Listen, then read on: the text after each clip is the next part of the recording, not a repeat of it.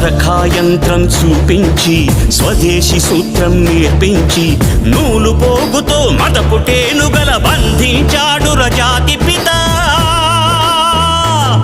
సంకల్ప బలం చేత సూర్యుడస్తమిల్చని రాజ్యానికి పడమర దారిని చూపిన క్రాంతి. తూర్పు తెల్లారని నడి రాత్రికి స్వేచ్ఛాభానుడి ప్రభాత కాంతి. పదవులు కోరని పావనమూర్తి, హృదయాలేలిన చక్రవర్తి. ఇలాంటి నరుడొకడిలా తల